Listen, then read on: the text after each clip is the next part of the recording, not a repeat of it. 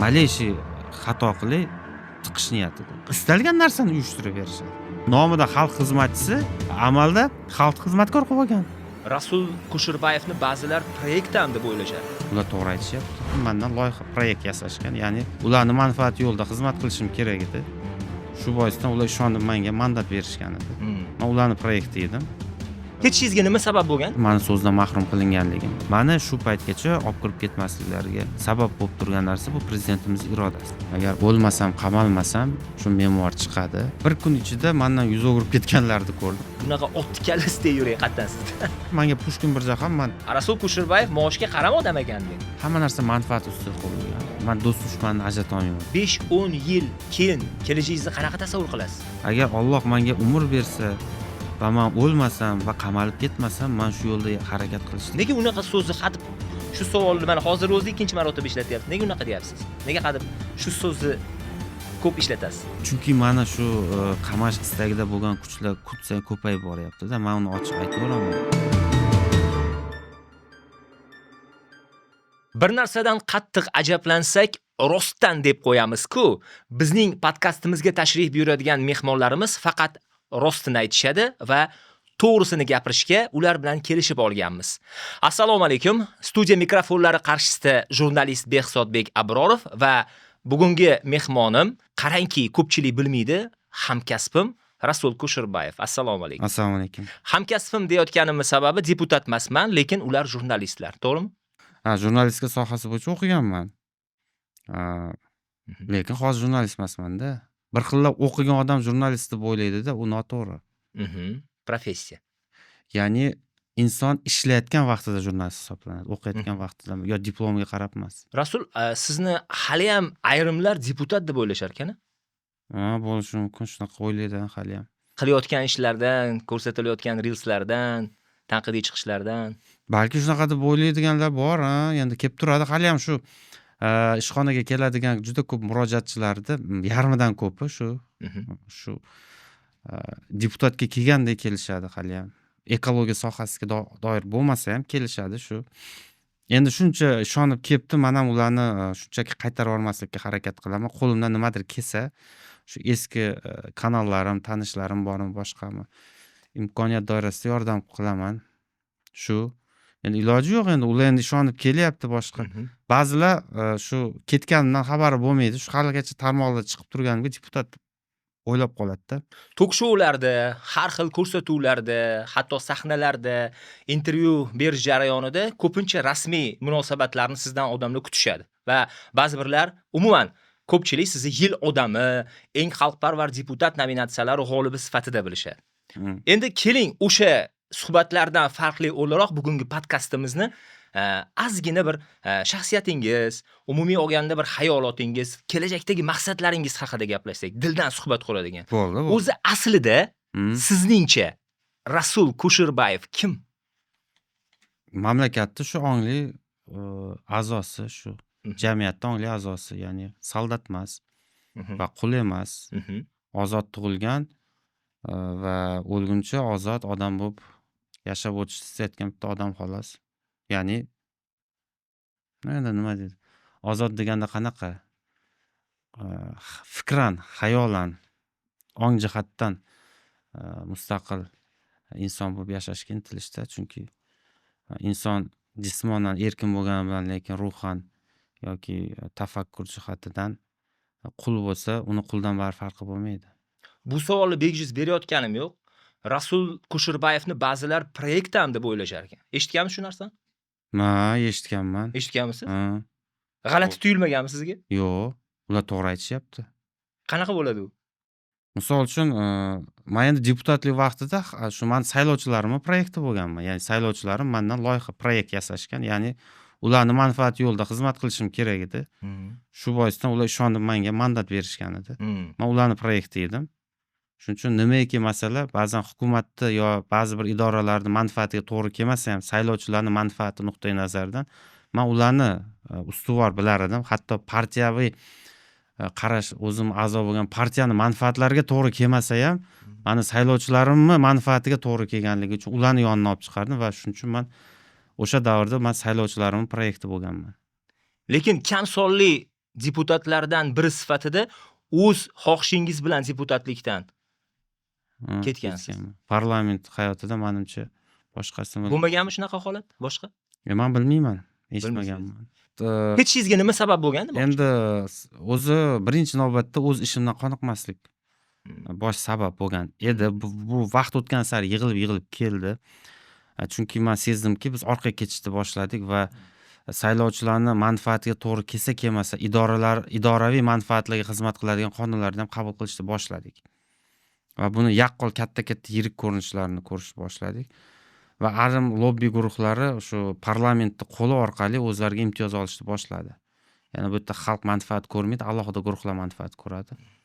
Lekin buni xalq vakillari tasdiqlab berish kerak. Nega? Nega unday bo'lishi kerak degan savol meni bezovta qilar va men eng yomoni ana shu safda turib hech narsa qila olmaslik va shunaqa qaror qonunlar o'tishiga qaysi darajada hissa qo'shish meni juda bir ichimni kemirar edi. Vaqti kelib men millionlarni oldida men yoqamdan oladi, men javob berishim kerak bu ishlarga. Men shunchaki hozir hammasi joyida deb indamay yuraverganman, lekin o'zim vijdonim oldida javob bera olmayman. Va qachondir bu narsalarning hisobi bo'ladi. Shuncha ming odam menga ishonib ovoz bersa-yu, agar qabul qilgan qonunimizdan zarracha bitta odam shundan jabr ko'rishni boshlasa, nohaq men qanday u yog'iga yashayman va nafaqat yashash. Men nima deydi? Bu dunyoda hamma narsa vaqt o'tkinchi ekanligiga, vaqt kelib inson o'lishiga ishonadigan odamlardan bittasiman. Qolganlar ishonmasligi mumkin, lekin men ishonamanki, o'lim bor, bu vaqt kelib tugaydi. Va bu hayotdagi ishlaring uchun boshqa hayotda javob berishga to'g'ri kelishi mumkin. Boshqa hayot deganda men uni bilmayman. Lekin meni ichimda shunaqa ishonch borki, hamma narsaning javobi bor. Shu narsalar meni qo'rqitar edi.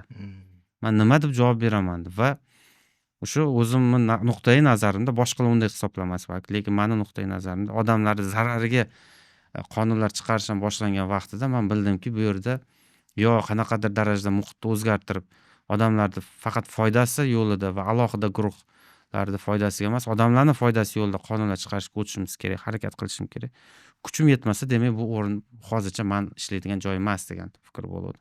Va men shu oxirgisi tomchi bo'lgan deb o'ylayman. Shu xalqni taqdiri bo'lgan davlat byudjetini qabul qilishda meni so'zdan mahrum qilinganligim, bu qonunda menga odamlar, saylovchilar bergan mandatdagi meni kafolatli huquqim edi, lekin ya'ni parlament o'zini o'zi og'zini yopish darajasiga borgandan keyin men bildimki, bu yerda u qolishni hojati qolmagan.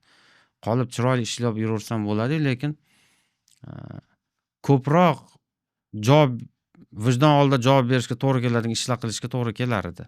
Men shuni xohlamadimki, bu safda bo'lishni xohlamayman. Hech bo'lmasa ertaga odamlarga foydam tegmagan bo'lsa ham, nima deydi, zarar qilmagan bo'laman. Hech bo'lmasa foydam tegmayotgan bo'lsa, zararim ham tegmasin deb. Chunki men ishonchim komil edi-ku, u yerda ayrim masalalarda odamlarning zarariga ishlaydigan qonunlarni ham qabul qildikda. Men buni memuarlarimda yozyapman. Agar o'lmasam, qamalmasam, shu memuar chiqadi. U yerda ko'p narsani ochiq-oydin yozyapman, to xotiramdan ko'tarilib ketmasligi uchun. Hozir uni chiqara olmasam, lekin vaqti kelib bilamanki, unaqa kitoblarni chop etish imkoniyati bo'ladi va odamlar biladi u yerda nimalar bo'lganligini. Umuman men o'zim nimalarni ko'rib, mana shu davrda nimalarni boshdan o'tkazganligimizni ro'y-rost ko'rib biladi. Lekin hozir bilamanki, buni hozirgi davr uni qabul qila olmaydi. Rasul, deputatlikdan ketganingizdan keyin amaldan tushdingiz, lavozimdan tushdingiz. Endi deylik, atrofdagilarni, ya'ni yaqinda yurgan siz bilan tanishlaringizni, umuman do'st deb atayotgan odamlarni bir asl basharasini ko'rdingizmi? Albatta ko'rdim. Bu o'zi eshitib, taxminan bilib yurardim, lekin uni boshdan o'tkazish boshqacha ekan. G'alati bo'ladi. Bir kun ichida mendan yuz o'girib ketganlarni ko'rdim. Bir kunda. Bunaqa insonlar hokimiyatlarda ishlaydi. Ko'rib hayron qoldim. Endi bir tomondan yaxshi ham bo'ldiki, men ularni ertaroq bilib olganim yaxshi bo'ldi. Unaqa odamlar bilan razvedkaga ham chiqib bo'lmaydi dedi-ku. Kattaroq ishga balki kirishib qolgan vaqtimda cho'kib ketgan bo'lardim, shuning uchun. Va qattiq xafa ham bo'lganim yo'q. Biz o'z jamiyatimiz shunaqa-ku. Uni men bilardim-ku. Misol uchun, men nimadir masalani olib chiqib, qanaqadir ishlarda harakat qilgan bo'lsam, hech qachon ortimda shu odamlar turibdi, ular menga turib beradi degan unaqa komil ishonch bo'lmagan. Men bilamanki, bu odamlarda jur'at qayergacha yetadi. Va bilamanki, u odamlar siz to'g'ri yo'ldasiz deb turgan odamlar ertasiga agar sal qo'rqitadigan bo'lsa, sen noto'g'ri yo'ldasan, sizga qarshi ham chiqaveradi. To есть shunaqa jamiyatmizda qo'pol aytganda, to есть men uni bilib turib harakat qilganman. Ya'ni ular men uchun turib berar ekan degan katta ishonch bo'lmagan. Men nimaiki qilgan bo'lsam, avvalo o'zimni ichim og'rimasligi uchun qilganman. Mana bu yerim tinchishi uchun qilganman. Endi masalan, u vijdon deydi, bilmayman nima deydi, ichida odam mana bitta bir narsa yonib turadi-da, mana shu yonib turgan narsani o'chirishi, kechqurun uxlashdan oldin bugun kunim qanday o'tdi, nima qildim deganda o'zimga xotirjam javob bera olish istagi meni nimadir qilishga undagan. Buni odamlar bir xilda bu xalqparvarlik deb o'ylaydi, bir xilda yaxshilik deb o'ylaydi, bir xilda faollik deb o'ylaydi. Men bilmayman nima deb ataversin, lekin buni bosh istak, bosh xohish avvalo o'zim xohlagan ishni qilish bo'lgan. Ya'ni men o'zimni ichim tinchish uchun qilganman buni. Odamlarning manfaati uchun emas. Xalqparvarlik ham deb buni qabul qilish kerak emas. Shunchaki odamlar atrofda kuzatganlar bu shunaqa ekan deydi. Avvalo men o'zim o'ylaganim uchun qilaman bu ishlarni. O'sha deputatlik davrida ham shunaqa bo'lgan. YouTube va Instagramdagi videolaringizda ostiga yozilgan kommentariyalar bir-biridan rosa ham qiziq, lekin ularning orasida Rasul Kusherbayevda duh vagon, bosing, biz siz bilan to'xtamang yoki o'sha har doim men qo'llab-quvvatlayman degan gaplarni ko'p o'qiymiz-da. O'zi rostdan ham bir bunaqa otni kallasida yurak qattan sizda. Yo'q, u yurak katta emas, nima ham emas. Unaqa emasmi ko'pchilik aytgan? Men qo'rqadigan narsalar ham bor, endi umuman qo'rqadigan narsalaringiz ham bormi haqiqatdan? Albatta, eshitib olinglar mana. O'sha nimadan qo'rqasiz? Endi vaqtim tugab qolishidan avvalo qo'rqaman. Bu qo'rquvni oldida boshqa qo'rqinchli hech narsa emas. Bu haqda ko'p o'ylab tursangiz odam nima ekanda, ko'p narsa qo'rqmay qolar ekanda. Xullas, va mana shu qo'rquv ba'zan kuch beradi boshqa narsalarga. Nimagaki, hayotda biz anglamagan shunaqa hodisalar ko'p bo'ladiki, buni bir hikmati bor-da, har bitta holatda. Qachonki vijdoningga qarshi nimadir harakat qilasizmi, alal oqibat o'sha siz uchun ko'ngilsiz qanaqadir xohlamagan natijaga olib boradi vaqti kelib. Va siz o'shani bilasiz. O'sha paytda men shuni bilgan edim, lekin men shu ananga quloq solmadim. Sezasiz-a qanaqadir? Hamma insonda bo'ladi. Bunaqa sezgi bo'ladi. Qanaqa tushuncha bilmayman-ku, lekin bilaman. Inson tug'ilibdiki, shunaqa bor-da sezgi. Uni bilib faqat tan ola olmaydi. Chunki komfort muhit, qulay sharoitda yashash istagi va nafs insonni shuni tan olmaslikka sabab bo'ladi. Lekin vaqti kelib o'shani tan olishga kelganda bilasiz, o'sha paytdagi xatoga endi javob berilyapti. Shu boisdan inson o'sha imkon doirasida vaqti kelib o'sha kattaroq oqibatga olib kelishi mumkin bo'lgan nimaiki ish bo'lsa, shundan tiyilishga, o'shani boshidan to'g'rilashga harakat qilavergan ma'qul ekan. Vaqtga baribir aylanib oldingizdan chiqadi bu. Ya'ni ishoning, shunchaki minglab, millionlab odamlarni aldab bir narsaga erishib bo'lmaydi. Baribir oldingdan chiqadi o'sha yolg'on yoki noto'g'ri ish va unga o'sha javob beriladi. Va shu bilan birga ming mashaqqat qiyin bo'lsin, lekin shu yo'lda to'g'ri deb bilgan, ertaga vijdoning qiynalmaydigan yo'lni tanlab oladigan bo'lsang, u yo'l ham baribir oldingizdan chiqadiki, bir yaxshilik bo'lib, sizni o'sha ko'p jarlardan, o'sha nimalardan olib chiqib ketadi. Qiyinchilik boshqadan. O'shanda ichki xotirjamlik bo'ladi. O'shanda qiyin bo'lsa ham men to'g'ri qilgan ekanman baribir deb. Ya'ni yo'lni tanlab olishda juda ham ko'pda masala. Choyxo'rligingizni bilamiz.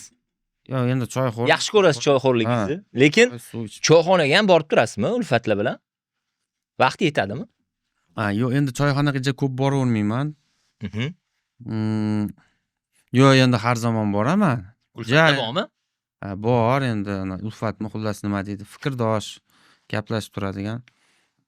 Choyxonalarda har zamon boraman endi, lekin ko'pincha ovqatlanganda ish vaqtida to'g'ri keladi, ham ovqatlanish, ham ishni muhokama qilish. Uni choyxonavozlik deb bo'lmaydi, u ish o'zi aslida. Har zamonda shu choyxonalar kafemi nima shu umumiy ovqatlanadigan joylarda o'tirib turamiz. Endi agarki dunyoqarashi mani dunyoqarashimga mos yaqin odam bo'lsaki, men maza qilib o'tiraman. Bormi shunaqa odam? Lekin kam unaqa odamlar. Kam. Kam judayam. Keyin hayotda men shunchalik o'sha ko'p pand yeyishga to'g'ri keldiki, o'zim yaqin deb hisoblagan odamlardan shuning uchun uncha-muncha odam bilan yaqin bo'lishni ham istamay qo'yganman. Demak, bitta laganda oshiydigan ulfatlar, tanishlar ko'p-u, lekin chin do'stlar kam, a? Chin do'stlar kam. Hamma narsa manfaat ustiga qurilgan. Manfaatdorlikdan kelib chiqib va bu normal holat aslida. Men nimani kutgan edim? Bu dunyoni o'zi manfaatdan iborat-ku. Faqat men o'sha aslida boshdan dushman bo'lgan, boshdan chalish niyatida bo'lgan odamlarni ajrata olmaganmanki, menga do'st bo'lib kelganda ham oxirgi daqiqalargacha ularni men menga dushmanmi, bular do'stlarim deb o'ylagan, do'stmi, endi yaqin inson deb o'ylaganim bo'lganki, bu alal oqibat unday bo'lib chiqmadi. Va buni juda ham qabul qilish qiyin bo'lar ekan. Shuning uchun demak, o'zimda ham xato bo'lgan va eng katta kamchiligim men buni ishonuvchanligim. Ishonib qo'yaman va men aldamayapman-ku, nega u aldayapti meni degan mana shunaqa keyin e'tirozli savol bo'ladi o'zimda. Bu juda ko'p shu pand yeyishga olib keldi. Men do'st dushmanni ajrata olmayman to'g'risi. Odamni ajratishim qiyin. Chin do'stingiz deganimda men sirlaringizni to'liq ishonadigan odamingiz bormi-ku? Yo'q. Yo'q, a? Yo'q. Faqat Men ham shunaqa deb o'yladim tashqaridan. Faqat o'zim. Qaysidir darajada ishonib gaplashadigan odamlarim bor. Lekin qanaqadir chegara bor o'sha. Albatta, hamma siringni fosh aytgan kuning, anaqa o'lgan kuning, tutilgan kuning, u hech qachon bo'lmaydi u. O'sha to'liq sirlarini aytib bo'ladigan odamni o'zi yo'q, faqat insonni o'zi bo'lishi mumkin xolos. Har doim. Yo, endi siz ichingizdan o'tayotgan nima gaplarni uzrku, uni kimgadir aytish uni sirligi qolmaydi va u sizga bir kuni boshingizga gurzib Qarshi ishlatiladi va o'zingizga qarshi ishlatib qurolni berdingiz deganida va u qachondir otiladi. Bizning sharoitda odamlarni sotib ketishdan ko'ra oson narsa yo'q va bu narsa uchun pul to'lamasa ham odamlar qilishaveradi. Ya'ni boshqa mamlakatlarda sotib olish qiyindir, ma'lum bir haq evaziga bir qiymati bor-da, shuni bersang shuni sotaman deydi. Bizda unaqa bermasang ham o'zi keladi-da. Juda og'riqli joyga uryapsiz lekin. Yo, endi bor narsa-da bu. Yarani shunaqangi bosyapsizki. Ya'ni odamlar e'tiroz qiladiki, "Voydod, bizda rahbarlar unaqa bunaqa" deydi. Uzrku biz hammasiga o'zimiz loyiqmiz. Biz qanaqa jamiyat edikki, juda ideal darajadagi yo nima har doim odamlarni fikriga quloq soladigan yo jamiyat bilan hisoblashadigan rahbar bo'lish kerak, yo hokim bo'lish kerak, yo vazir bo'lish kerak. O'zi qanaqasiga loyiqmiz o'zi? Uzrku qanday bo'lsak shunday hammasi. Ya'ni hech bu masalada adolatsizlik yo'q o'zi. Hammasiga loyiq bo'lganimiz uchun shunday bo'ladi. Ya'niki qachon qanday insonlarga loyiq bo'lganimiz shundaysi bo'ladi bizda. Qachon o'zgaramiz, demak biz shunga mos bo'ladi. Chunki uzrku o'sha rahbarmi, xodimmi, boshqami u xalq ichidan chiqyapti-ku, osmondan tushmayapti. Demak, xalq qanday bo'lsa shunday odamlar chiqadi. Deputatlarimiz unaqa, bunaqa deb aytadi ko'pincha. Menga ham aytadi. Nimaga dedi sizga o'xshagan? Nima ko'p emas. Men qayerdan bilaman dedim. Masalan, bitta domni oling, ko'p qavatli uyni olingda. O'sha yerda bitta rus kampir yashasin. O'sha domda svet ham o'chmaydi, gaz ham o'chmaydi, suv ham o'chmaydi, hamma narsasi joyida bor.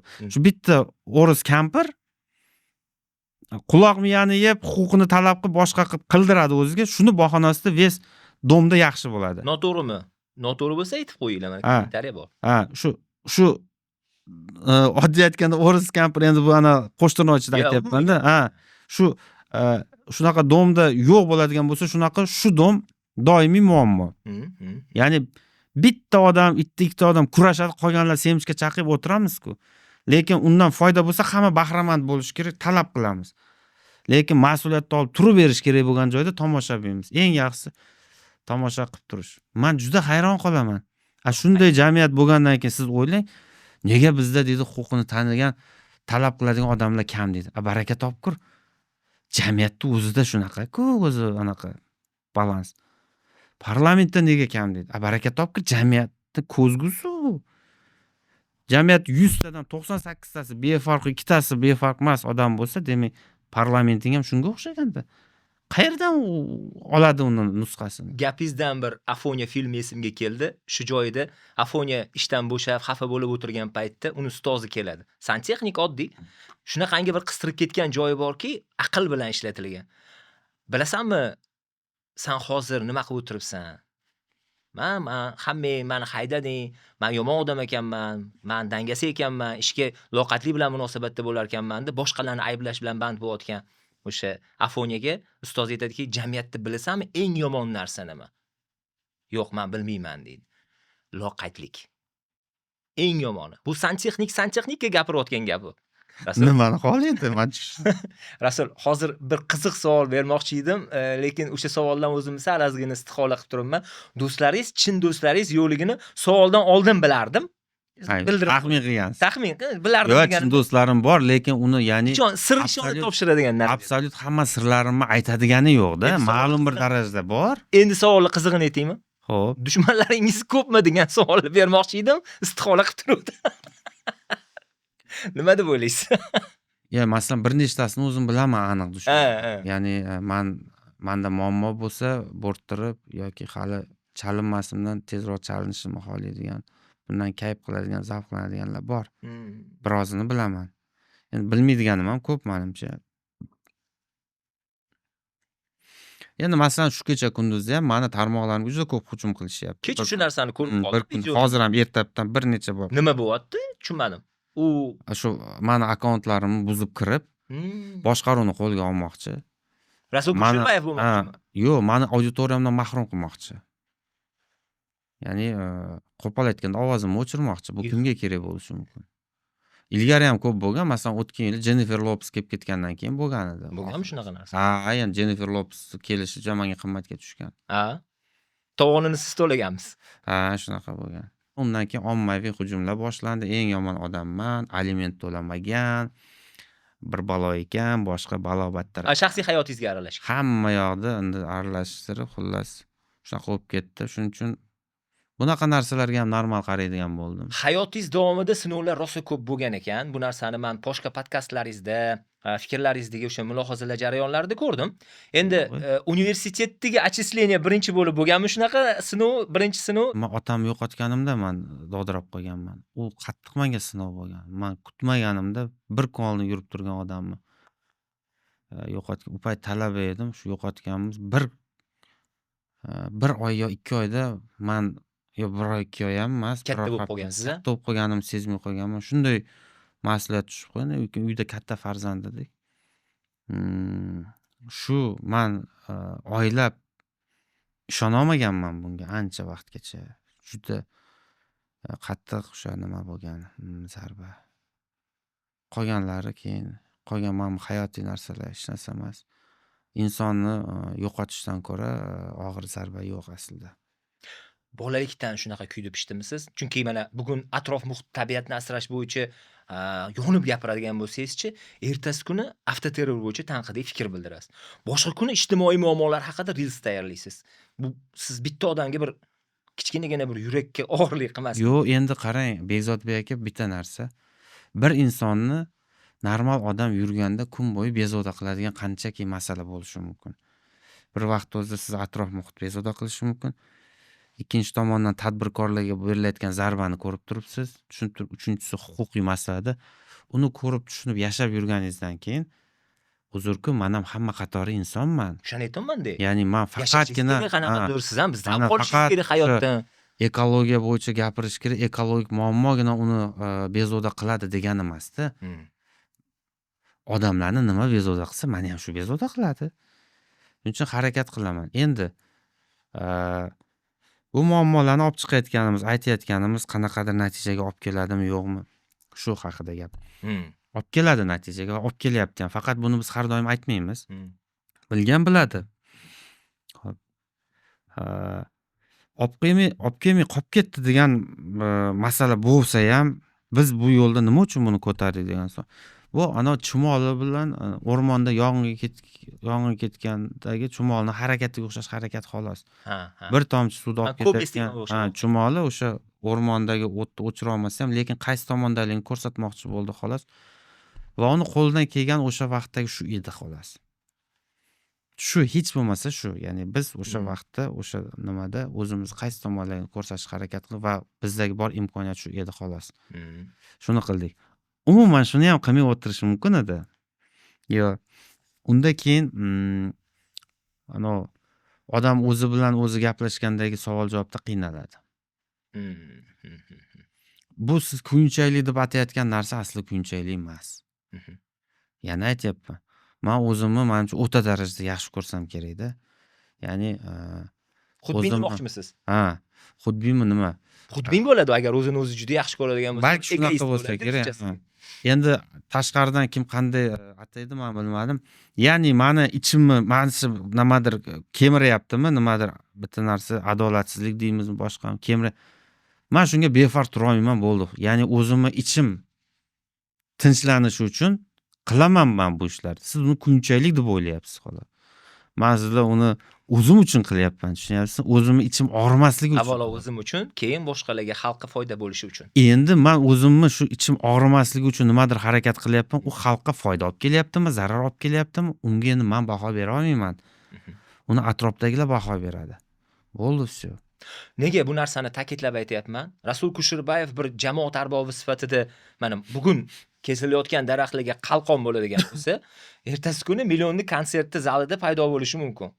Nima qilish? Endi hamma qator oddiy inson. Gohida rahbar o'sha vazir hokimlarni ayamay tanqid qiladigan bo'lsa, ba'zida bechoralarga xayr ulashayotgan paytida bo'ladi. Bitta men aytmoqchi bo'lgan narsamki, bir bitta tanada ko'p bir obrazlarni jamlagan inson. O'zingizga ham shunaqa tuyulmaydimi? Yo'q, hammasini jamlay olmaymiz ochig'i. Nima bo'lganda ham. Bu hozirgi aytilayotgan lekin tashbihlar o'zingizga taalluqli lekin hamma narsa, to'g'rimi? Shunaqa bo'lsa kerak. Yo'q, lekin ish ko'p, to'g'ri aytaman. O'zim ham charchab ketaman, to'g'risini aytsam. O'shani aytaman. Charchaydigan variantingizni ochiqchasiga ayting-da, xalqqa ham bir. Charchab ketaman ochig'i. Ha. Qo'y Rasul, bitta sangami to'g'rigan paytlaringiz ham bo'ladimi? Ha, bo'ladi. Faqat uni hech kim ko'rmaydi-da. Ha. Uni ko'rsata olmayman. Juda jiddiysiz-da, mana yoyilib gaplashaman. Yo'q, Ochilib yoki qanaqadir ichingizdagi ko'rsatgisi kelmaydi. Ana nima deydi? Men og'aynilarim o'zim yaqin odamlar bilan o'tirganda rosa ko'p kulaman. Kulasizmi? Rosa hazillashamiz-da, ko'p kulishamiz, hazillashamiz. Endi joyiga qarabdi. Bu podkast studiyamizni siz bilan aynan tashkillashtirayotganimiz sababi birinchi navbatda inson sifatida hurmat qilaman. Va siz bilan o'tgan safar oxirgi intervyuni ko'p olaman siz bilan. Intervyu olgan paytimda tashqaridagi gapirgan gaplaringiz bor, meni qattiq ta'sirlantirdi. O'sha insonni umumiy hayotga kelib ketish jarayonidagi bo'lgan voqealikni kichkina qisqacha gapirib beryapsiz-da.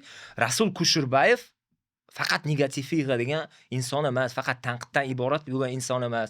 Uni ham bir hayolot o'ziga yarasha bir dunyosi bor deydigan narsalarni bir anaqa qilman. Yaxshi gapirganmidim deyman. Nima? Menga yaxshi gaplarni gapir. Yo'q.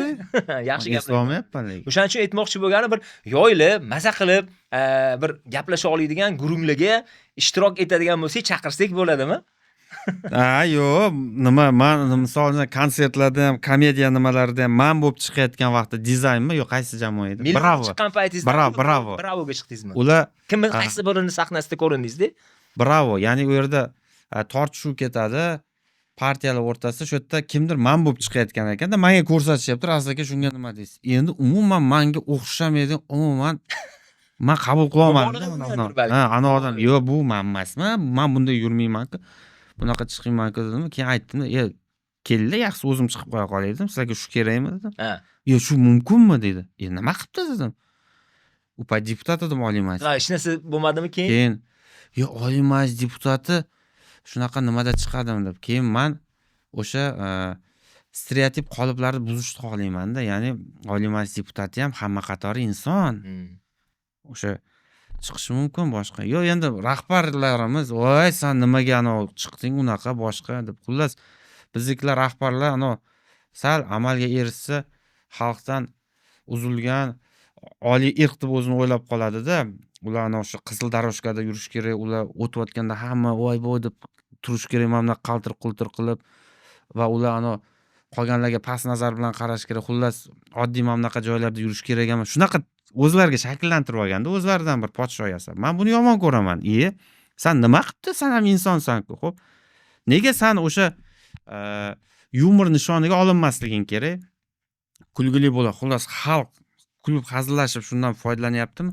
Xo'p, nima qilibdi sen shu yerda bo'lsang? Sani saylovchilaring xalqing shu yerda-ku. Sen nima ularni ovozini olib endi o'zingcha ulardan ustun bo'lib qoldingmi? Ya'ni men shu qoliplarni sindirish kerak deb o'ylardim-da. Va shuning uchun anaqa ularga rahbarlar yoqmasa ham menga Pushkin bir jahon men chiqish kerak, shu xalq shu yerdami, biz ham yuramiz deb borganman-da. В принципе, o'zimga ham ma'qul bo'lganda, shu yerda kulishib, o'tirish, hazillash menga ham yoqqanda, nima yoqqanmi axir? Har qalay bu axloqsizlik bo'lmasa, bu qonunni buzmayotgan bo'lsa, odamlar tarbiyasizlikka olib bormayotgan bo'lsa, men nimaga bunda o'zimni cheklashim kerak? Nima, men ham oliy majlisdaman hozir, men ham oliy irqman, bular endi past odamlar deb turib o'zimni olishim kerakmi shunda nima? Va eng qiziq bilasizmi nima? Ana amalda o'tirganlar bunday o'ylashdan tashqari oddiy odamlar ham shunday o'ylaydi-da. Siz oddiy odamlar rahbar yoki bir oliy majlis rahbariyatda ishlab yurib, oddiy odamlar oldida kirib, ularga o'xshab siz ham o'chirtga turib, pirashka olib yesangiz, boshqa qilsangiz, shu odamlar ham shular rahbarlar shunaqa turadimi deydi. Ey baraka topkur. Sanlar o'zlaring shu narsaga tayyor emassanlar. Sanlar o'zlaring hamma qatori bo'lgan insonni o'zingni boshingga xudo darajasiga chiqarib qo'yapsan, podshoga aylantirib qo'yapsan. Aslida u senga o'xshagan oddiy inson. Nima qilasan uni odamni undan mamlaqa ko'pirtirib yasir? Nima qilibdi? Ya'ni eng yomoni bizda odamlarni ilohiylashtirib yuborayotgan rahbarlarni boshqa ilohiylashtirib odamlarni o'zlari, u xalqqa xizmatchisi bo'lsa. Bizda teskari bo'lib qolgan. Nomida xalq xizmatchisi, amalda xalq xizmatkor qilib olgan. Bu noto'g'ri-da. Men shunga qarshi bo'laman-da. Yo'q, biz o'sha o'zingizni ichingizdan chiqqan odamni o'zingiz iloh qilib qo'yyapsiz.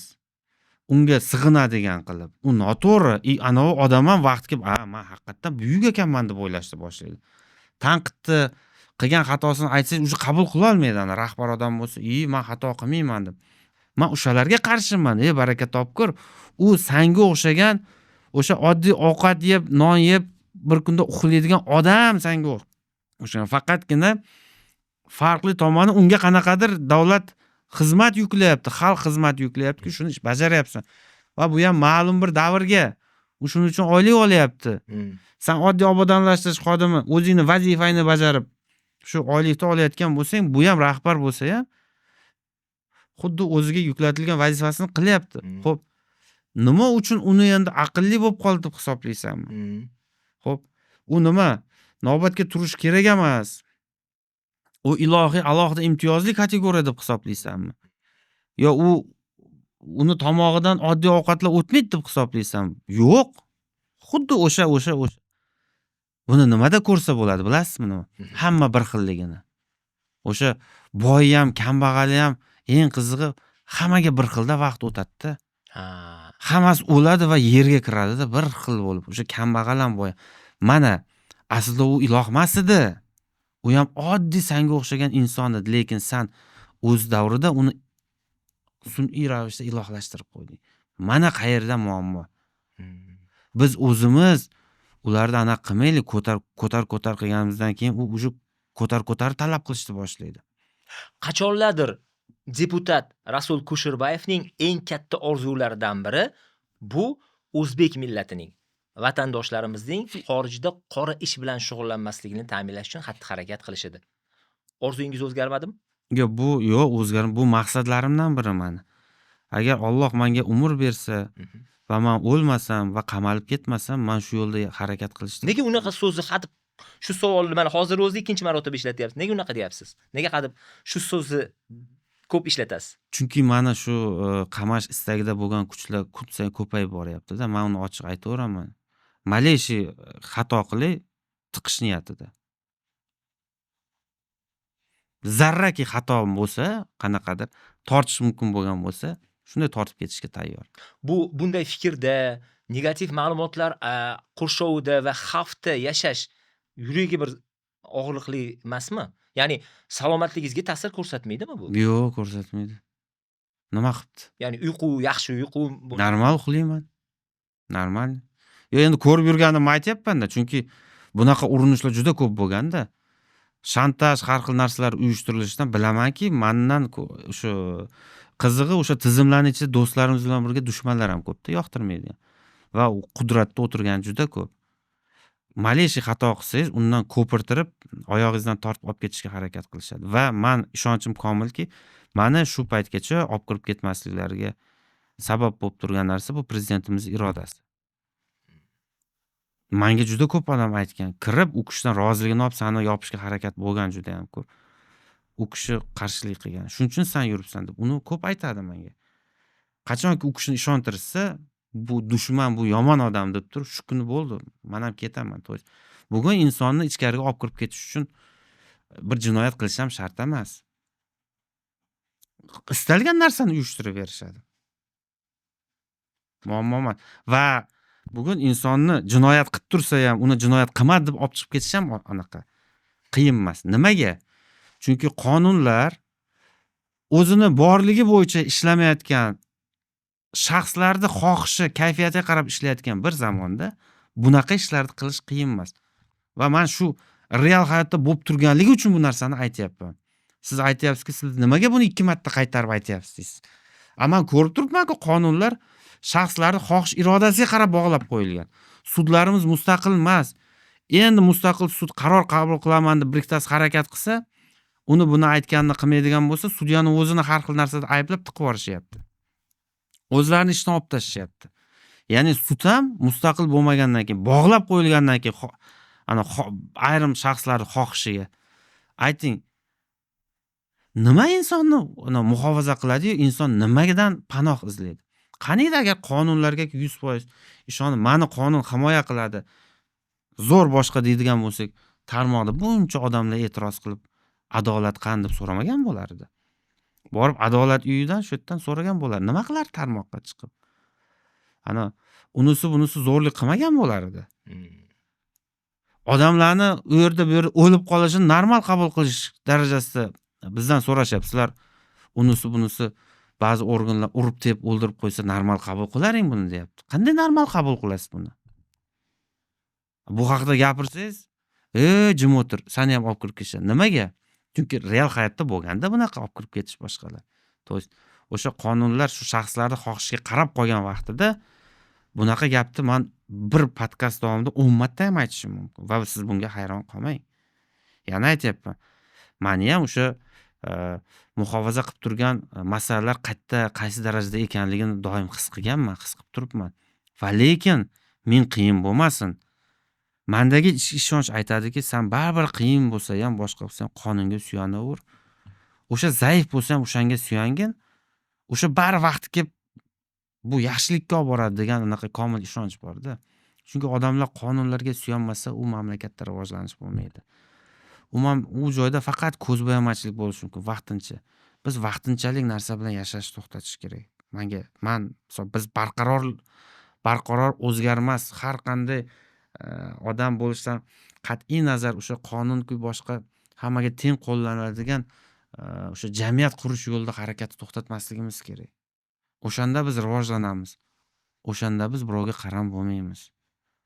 O'shanda bizda adolat degan so'z faqat ayollar ismida bo'lmaydi. Hayotda ham bo'ladi. Muxlislaringiz sizni qonunga qat'iy amal qiluvchi fuqaro sifatida va ijobiy inson sifatida ko'proq bilishadi. Lekin o'zingizga yoqmaydigan salbiy xislatlaringiz ham bormi? Albatta bor. Men ham qonunlarda nima emas, men ham buzib qo'yadigan joyim bo'ladi ba'zan. Buzasizmi axir? Endi uni xavfsizlik kamaridan foydalanmasdan transport vositasini boshqarishingiz mumkinmi? Uni endi hammasini men bitta turib aytavermayman-ku endi. To'g'rimi? Fishkalarni hammasini ochmayman-ku deng. Yo'q. O'zingizga jazo qachon beriladi? Qachon namoyish qilinganda bu narsa namoyish ko'rinadi? O'zingizga yoqmaydigan salbiy xislatlaringiz bormi o'zi? Qilib yotibdi salbiy xislatlardan. 3 tasini sanab bering. Ishonuvchanlik. Salbiy sifatida hisoblaysiz buni. Inson kuzatuvchan va shunda kamroq xato bo'lar ekanda, hammaga ham ishonavermadi xullas. Juda ko'p tuzoqlarga tushganman-da ochig'i. Ishonuvchanligim oqibatida. Keyin ikkitasi? Shu ko'p gapirishim bo'lsa kerak yana. Ko'p gapirishingizni aytgan ekansiz, ha? Yoqsa yoqmasa shu gapirib qo'yaman. Xo'p. Yana salbiy xislatim. Shu vaqt bo'lganda uxlashni yaxshi ko'rishim bo'lsa kerak. Любой joyda uxlab olaverasizmi? Yo'q, eng yomoni shuda, joyda Joy tanlaysiz-a? joy Mana tanlayman. xuddi shunaqa joy tanlayman. Joy tanlayman-da. Istalgan joyda uxlamayman. Yo'q, uxlolmayman. Lekin shu imkon bo'lsa shu uxlasam deyman-da. Sizdan so'raydi-yu, orzuying nima yoki tilagingni hozir nima xohlaysan? Sen menga bir dam olishga uxlashga qilib beringlar. Hech kim bezovta qilmay tursin-da. Bir kecha kunduzda necha soat uxlaysiz? Har xil endi. Jamlang, o'rtacha. 5 soat bo'lsa kerak, 5 soat kamroq ekan-a? 5-6 soatlar bo'lsa kerak. Shunaqa. Insonlardagi eng qadrlaydigan xislatlaringiz qaysi? 200lamachilik qilmasligi eng qadrli. Ya'ni aytayotgani bilan qilayotgan ishi bir bo'lishini qadrlayman. Yolg'on gapirmaslik. Bergan va'dasida turish. Shu menimcha 3 ta aytdimmi? Hozir yetadi. Bundan chorak asr muqaddam atoqli adib Abdulla Qahhor Sarob romani bolakay Rasulbekda juda ham katta taassurot qoldirgan. Va o'sha 14-15 yashardan keyin kitobga mehr qo'ygan Rasulbek umuman kitobdan hozirgi paytgacha ayrilmadi. Umumiy olganda sizni kitob o'qish qay darajada o'zgartirdi? Kitob o'qish meni o'zim bo'lib yashashga yordam berdi. Ya'ni men o'zim bo'lib yashashga juda zo'r so'z. Ilgari balki yoshlik vaqtida kelajakda kim bo'lasan boshqasi ota-onamiz o'zi bir yo'l ko'rsatib yuborar, endi yordam berib yuborar, ular nimani xohlasa shunga qarab ketamizda degan, ya'ni shunaqa xayollar bilan balki yurgandirman, yashagandirman. Ya'ni o'zim mustaqil qaror qabul qilish, o'zim nimanidir belgilash, o'zim mustaqil fikrga ega bo'lish. Xullas atrofimda men yashayotgan hayotni o'zim qo'lim bilan o'zim qurishim kerakligiga o'sha ishonch pastroq bo'lgan bo'lishi mumkin. Boshqalar qilib beradi deb o'ylagandim. Kitob mana buni hamma ishni o'zim qilishim kerakligi, o'sha noldan boshlab qurib yasashim kerakligini, o'zim qilishim kerakligini o'rgatdi. O'zim bilan o'zim gaplashishni o'rgatdi. Og'ir vaziyatlarda ham o'zim bilan gaplash, mulohaza qilib yengib chiqib ketish qanday mumkinligini o'rgatdi. Va shu bilan birga insonda nafs degan juda yomon narsa bor, qo'yib bersa nimalarni xohlab tashamaydi. Vaqti bilan o'shanga chegaralar qo'yish, uni jilovlab turish, u bilan kurashish kerakligini ham eslab turadigan shunaqa manba bo'ldi. Yaxshi maslahatchi do'st bo'ldi-da tom ma'noda. Shu kitob ko'p narsani tushunishdi. Shu Maktabingizdagi peshlavhalarga aynan otangiz tomonidan osilgan bir aforizmni alohida bir qadriyat sifatida gapirgansiz, Deni Dideroniki. Ya'ni insonlar o'qishdan to'xtashlari bilan fikrlashdan ham to'xtashadi. O'sha oldin tushunmaganman ma'nosini, keyin tushundim. Nima berdi o'sha tushuncha? O'sha doimiy o'qishdan to'xtamaslik kerakligini anglashi menga o'sha o'rgatdi. Demak, bu to'g'ri gap ekan. Ya'ni masalan 10 ta kitob o'qib yo 20 ta kitob o'qib ma'lum bir radius doirada fikr qilyapsizmi? Bo'ldi, siz shu doirada yuraverishingiz mumkin, fikr qilib shu doiradan chiqib. Lekin siz qancha o'qishni ko'paytirsangiz, siz ana fikrlash doirangiz kengayib boraveradi.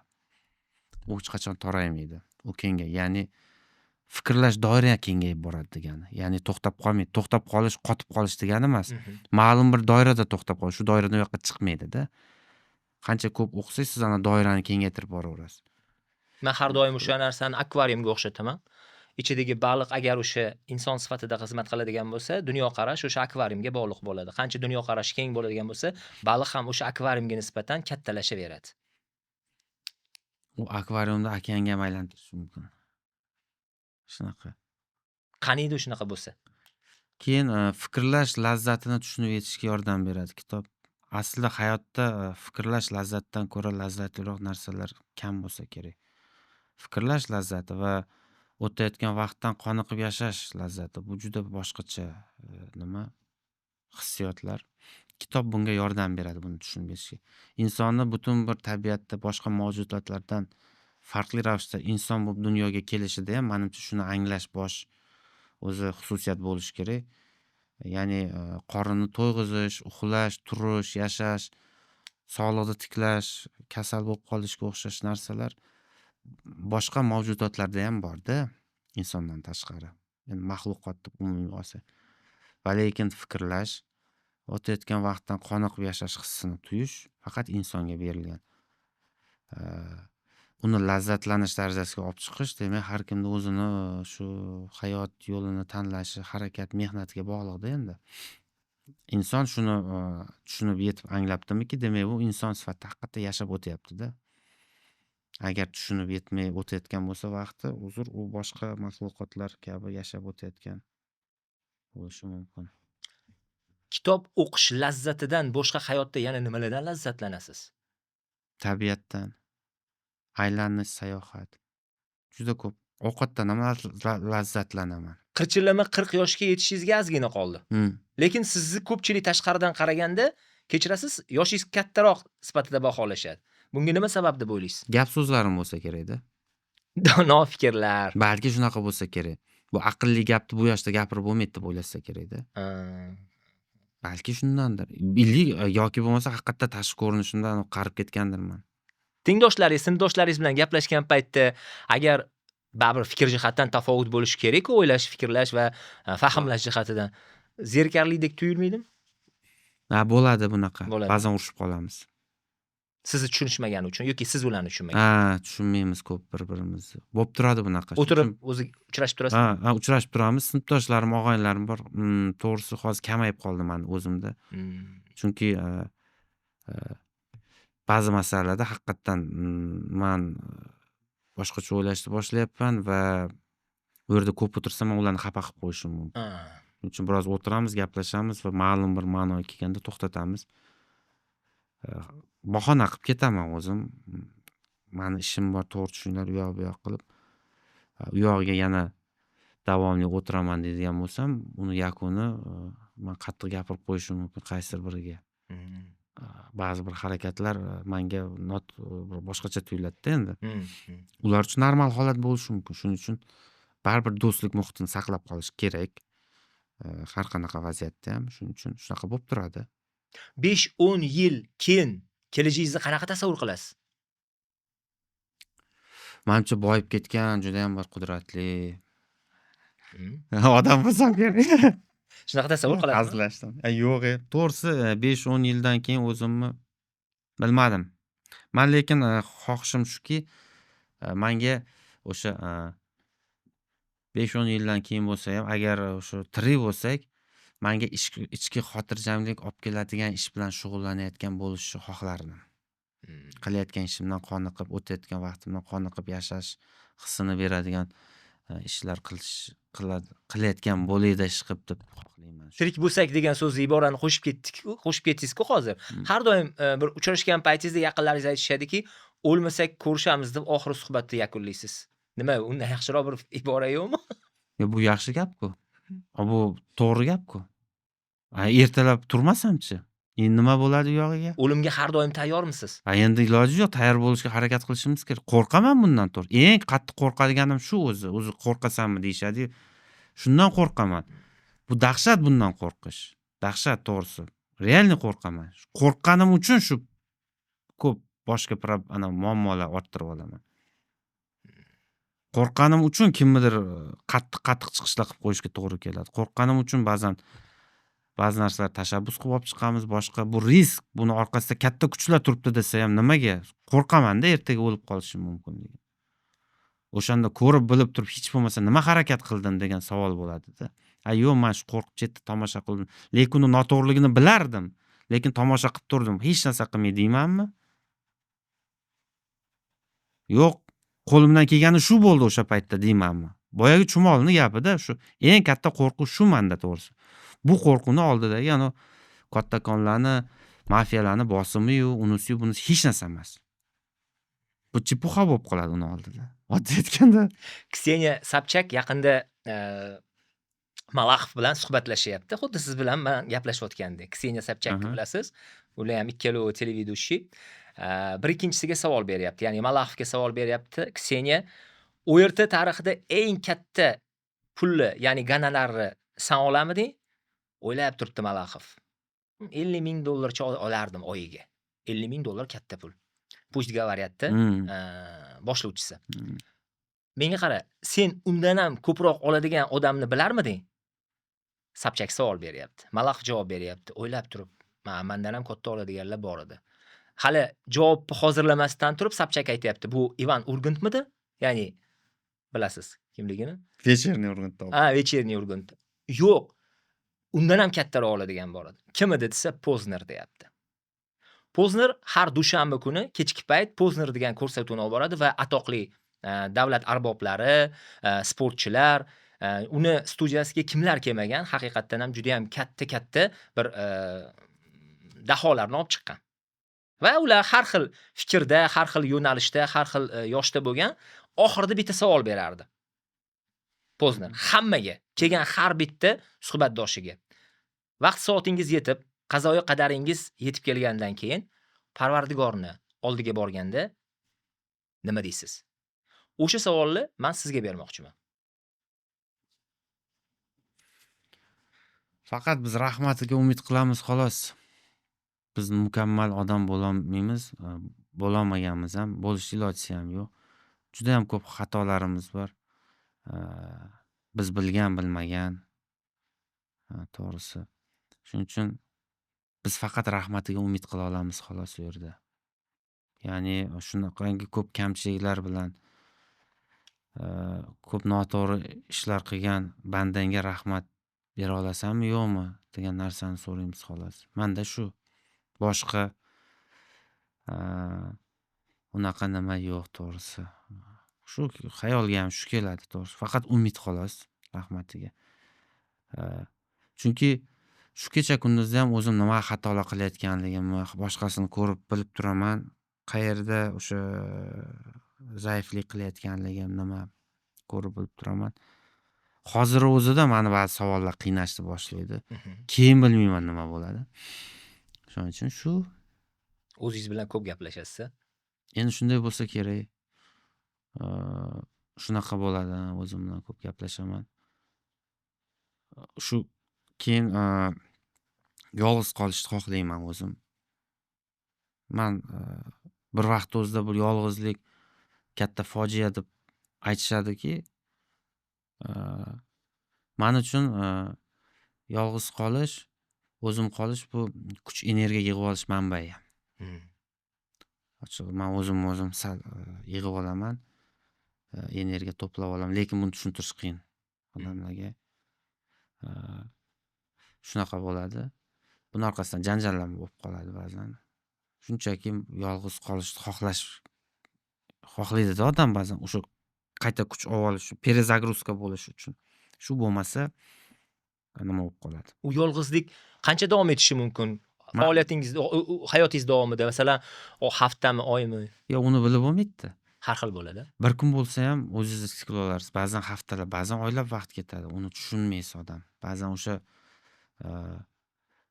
men juda passiv darajaga tushib qoladigan vaqtlarim ham bo'ladi. Bu demak, men o'zim bilan yolg'iz qolib gaplashmayotganligimdan dalolat bo'ladi. Aktiv yurgan vaqtlarim, demak, men o'zim bilan o'zim nima qilib quvvat olganman.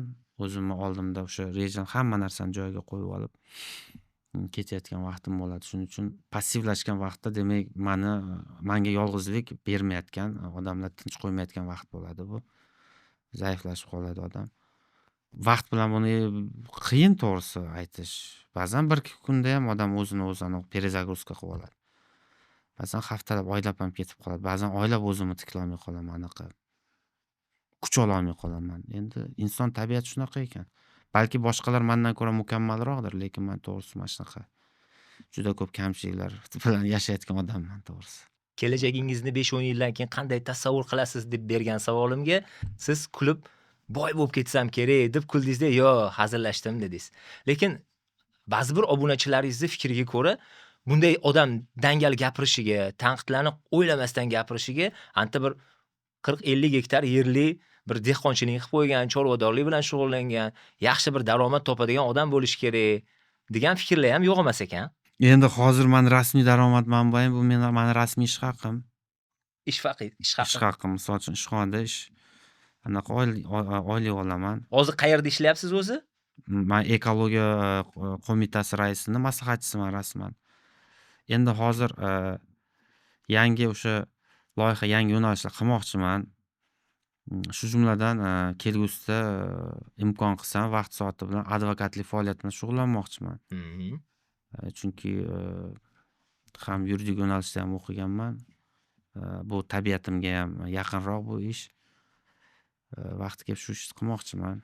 Advokatlik kontorasini ochadigan bo'lsangiz, menimcha sizni ko'pincha buyurtmachilaringiz ko'p bo'lsa kerak. Yo, gap buyurtmani ko'p kamligidan emas-ku, endi o'sha sifat, boshqa masalalar ham bor. Endi bu kelgusidagi rejalar. Demak, faqat Rasul Kusherbayev maoshga qarama odam ekanda. Yo, qonundan olganda shunaqa, to'g'risini aytsam. Endi bir qator dehqonchilik shunga o'xshagan ishlar ham bor endi. Bor-a? Ha.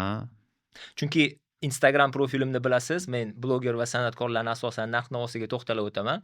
Necha pul boradi bir rolga san'atkorlar va blogerlarni post va stories narxlari necha pul. Instagramda ham reklama olib turasizmi? Biza o'sha Instagramda bir qator loyihalar yurgizaman men. Podkastlar oladigan, meni videolarimni tayyorlab beradigan studiya bor. Ular bilan kelishuvimiz bor. Ya'ni o'sha ayrim reklama xususiyatidagi masalalar bo'lib qolsa, ular shuni tayyorlaganligi, tarqatish bilan shug'ullanganligi uchun ular olishadi. Meni ishlarimni tekin qilib berishadi shuni hisobiga. Shunaqa kelishuv asosida ishlaymiz. Undan tashqari bir qator o'sha ijtimoiy loyihalarni qilganman. Ayrim o'sha homiy tadbirkorlar bilan kelishuv qilganmiz.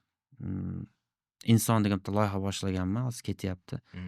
Ya'ni o'sha qiynalgan, muhtoj, e'tiborga muhtoj oilalarni uy-joylarini ta'mirlab berish. Mana hozir Yashnobodda ketyapti bitta oilamizni uyi yonib ketgan. Turmush erkak kishi yo'q oilada, ayol kishi o'zi kasal, ikkita maktab o'quvchisi bo'lgan bolalari bor. Xullas qiynalyapti juda.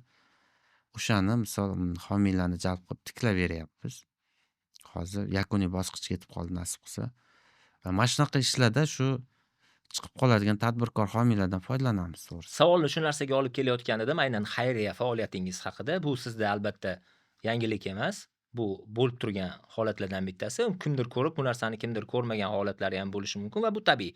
Endi hozir bu yana ham shakllantirishga va siz tomonidan davom ettirishga haqli bo'lgan proyektlardan bittasimi? Men endi shuni qilsam to'g'ri bo'ladi deb o'ylayman-da, chunki shuncha auditoriyangiz bor, boshqa bor.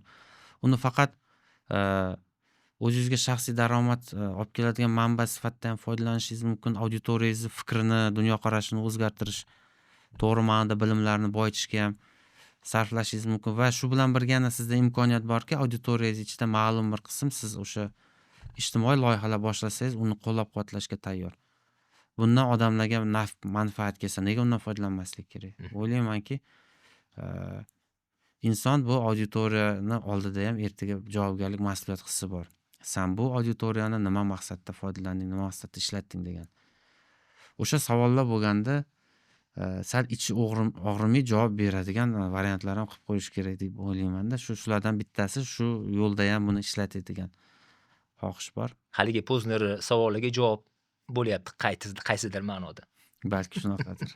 O'shanga endi 24 ilgari bir necha yil davomida har yili uy qurib berib keldik o'sha oilalarga, boshqa yetimxonadan chiqqanlarga ham qilib berib kelganmiz. Endi hammasini ko'rsatmasdim. Keyin auditoriya kengayib borgan sari buni kattaroq masshtabda ham qilsak bo'lar ekan degan shunaqa fikr bo'ldiki, 24-yil oxiri shu 5 ta oilaga uy qurib berdik, noldan boshlab topshirdik ularni. Xo'p, keyin tushundimki, shu noldan qurib kelsangiz, hujjatlashtirish, loyiha mana shunaqa ishlarda ham muammolar ko'p bo'lar ekan. Ochiq, unga svet ham tortib, gaz tortib, xullas bosh og'rig'i ham ko'p. Undan keyin bizlar yangi boshqacha yo'lga o'taylik, ya'ni tayyor uy-joy, lekin juda bir og'ir muhtoj oila bo'lsa, shularni tiklab beraylik. Bu ham baribir ijtimoiy loyiha bo'lib qolaveradi. Keyin shu yo'lga o'tildi. Keyin anov noldan qurib bergan nimalarda ba'zan juda fitna ko'paytirib yuborishdi, ochiq aytaman. U yerda ham bor ekanmi bunaqa narsa? Yo'q, endi uni biz topshirib bo'lganimizdan keyin o'tgan yili menga qarshi qoralash kampaniyasi, o'sha Jennifer Lopez kelib ketgandan keyin qoralash kampaniyasi avj olib ketgan vaqtida shuni ham tarmoqlarda o'ziga dacha qilib olgan, o'ziga uy-joy qilib olgan, xalqqa bermagan, hammani lo'q qilyapti deb shunaqa rosa tarqatishdi. Keyin o'sha yerdagi uy-joylarga ham borib, ayrim kimlardir borib ustidan yozib berilaring deb mana shunaqalar qilishdi ochig'i. Qiynaldim ochiq shu masalalarda. Bu noto'g'ri ekanligini, uyushtirilayotganligini aytish har kuni kerak bo'lsa mani vaqtim olib qo'yishni boshladida. Ya'ni men shu narsalar yolg'onligini isbotlash uchun vaqtim, energiyamni ketkazishga to'g'ri kelyapti-da. Chunki dedim, yaxshisi o'zini uy-joyi bo'lgan, ertaga shunaqa savol tug'ilmaydigan odamlar bilan qilaylik dedim. Shu Rasul, bitta savol beraman. Balki bu savolni boshqa ham savol javob etgandirsiz. Boshqa jurnalistlar yoki blogerlar bergandir bu savolni. Balki bermagan bo'lsa, birinchi marta men berayotgandirman. Yillarni orqaga qaytarib, bolalikka qaytganingizda imkoniyati berilsa, yana hozirgi Rasul Kusherbayev obrazida bo'lish xohlarmidingiz yoki boshqa odam bo'lmoqchimisiz? Boshqa odam bo'lish xohlarmidingiz? Agar imkon bo'lganida aviatsiya institutini yopib qo'yishmaganda, men aviatsiya fuqaro aviatsiyasi uchuvchisi, ya'ni pilotmi, shunaqa bo'lib yuravergan bo'ldim. Yoshlikdan orzu qilgansiz-da? Shunaqa orzu qilganman. Bu orzungizni amalga oshirishga nima to'sqinlik qilgan? Aviatsiya instituti yopilib ketganman bitirguncha. Faqat shu. Men chetga chiqib o'qishda imkoniyat nimam bo'lmagan. Chet eldagi samolyotlarda maza qilib uchar ekansiz deb bo'lmasa, men orzungizni qaysidir ma'noda bir samolyotda. Eng qizig'i balandlikdan qo'rqardim-da, shu bilan. Fobiyaz bormi? Yo'q, endi hozir yo'q. Hozir yo'q. Ilgari bo'lgan shunaqa. Yo'q, hozir samolyotda bemalol uchaman. Endi boshida shunaqa bo'lgan. Tepadan tashlaydigan attraksionlardan tasha olasizmi bemalol? Yo'q, tashab ko'rmaganman. Tashab ko'ring. Yo'q, anaqa ziplaynlarda uchib. O'sha zipline. Yo'q, ziplayndan tashqari uni tashlaydigan. Yo'q, kerak emas. Ilgari balki tashab qilgan, unga jur'atim yetgan bo'lishi mumkindir. Hozir bunaqa narsalardan ancha qo'rqoq bo'lib qo'yganman. Bilmadim, inson yoshi kattargan sari o'zini himoya qilish, instinkt qanaqadir paydo bo'ladi shekilli. Ilgari yoshligimda shu himoyasiz, himoya vositalarisiz ham juda baland o'sha bashnalar bo'lar edi. Biz kichkinaligimizda tepada suvlar saqlanadigan. O'shalargacha ham chiqib o'ynab yuraverardik, qulash-machoq. Hozir ba'zan kechalar shu haqda o'ylab qolsam, yuragim orqaga tortib ketadi. Nahotki shu paytda agar yiqilsam o'lar edim-ku. 50, 100, 200 metrgacha bo'lgan baland nimalar ustida qulash-machoq o'ynab yurganmiz-da. Endi hozir uchaverishim mumkindir, lekin endi tashlash qiyin. Sizlar nima deb o'ylaysizlar, obunachilar? Menimcha Rasul Kusherbayev yaxshi bir lyotchik bo'lganlaridan ko'ra hozirgi pozitsiyalari yaxshiroq. To'g'rimi? Agar fikrlaringizlar bo'ladigan bo'lsa, kommentariyada yozib qoldiringlar. Rasul, oxirgi savolimiz. Sizni albatta qimmatli bo'lgan vaqtingizni tejash maqsadida iloji boricha to'g'risini aytaman, bir ko'p savol yozib kelgan edim. Sizni rosa o'rgandim. Yo'q, qoyillik. Ko'p savol, o'shaning uchun men hozir kompyuterimni ham o'chirib qo'ydim. Dildan suhbat qilish uchun kerakli savollarni berib boryapman. Atoqli adiblar, yozuvchilar, davlat va jamoat arboblari o'z asarlarini yozib tugatgandan keyin, qanchadir miqdor vafot etgandan keyin, yillar o'tgandan keyin ulardan aforizmlar qoladi. Rasul Kusherbayev agar yillar o'tgandan keyin foydalanish uchun agar yoshlarga, umumiy hammaga, o'zining obunachilariga va boshqalar uchun qanday aforizmni qoldira oladi? Men aforizm u menikimi va boshqaniki men bilmayman. Faqat men o'sha saylov vaqtida ham ishlatganman buni. 2009-yilgi o'sha saylovoldi jarayonida shiorim bor edi meni. Aytayotgan gaplaring qilayotgan ishingga mos bo'lsin degan. Men buni shior sifatida katta nimalardan ham foydalanganman va haligacha ham bu eng oddiy narsa, oddiy so'z. Shu gap yo'q. Siz bilan jamoatchilik faoli, xalqparvar insonlardan biri Rasul Kusherbayev bo'ldilar. Rasul, hozir sizga bir kichkinagina sovg'amiz bor. Konvert olib keling. Kim ko'rmasin bu narsa. O'z konvertni pora olganmisiz? Yo, endi pora emas-ku. Bu pora emas, bu poy qadam tushonkalarida. Qarang, tushonka. Bu agar yaxshi ko'raman desangiz, ortig'i bilan sizga beriladigan variant bu qo'y, mol, har xil o'sha turdagi halol so'yilgan til. Men shu narsani aytmoqchi edim, istihola qilib gapirmoqchi bo'lib gapirmayotgandim. Ya buni aslo ayollarga yeyish tavsiya qilinmaydi. Aynan Rasul Kusherbayev uchun tillari uzun bo'lsin, keskin Ya bo'lsin endi gaplarida bundan ortiq bo'lmasa kerak. tilni yaxshilab mana bu ham foydalanasiz. Safar yaxshi ko'rasiz, safarlarda rosa ham kerak bo'ladi. Poyqadam tushunkalardan foydalanadigan bo'lsanglar, albatta biz ham safarda ko'p foydalanamiz. Katta rahmat. Oilamiz uchun atalganlardan bittasi. Keyingi dasturlarimiz davomida siz podkast studiyamizda kimlarni ko'rishni xohlaysiz? Bemalol fikrlaringizni yozib qo'yinglar va agar lozim topsanglar, Rasul Kusherbayev bilan birgalikda bu podkast proyektimizni kollaboratsiya qilingan holatda ketadi. Ularni ham o'zlarini alohida profillarida bemalol savolinglar bo'ladigan bo'lsa, vaqt topib javob berishga harakat qilasiz, to'g'rimi? Vaqtingizni ayamasdan kelib bu yerda suhbatdosh bo'lganingiz uchun kattakon rahmat. Har doim samimiy suhbat qurishda albatta hech ham yo'dimisiz. Barakangizni bersin. Kattakon rahmat sizga. Sizlarga ham rahmat, sog' bo'linglar. Ishingizga rivoj bersin. Xo'p, sog' bo'ling. Katta rahmat.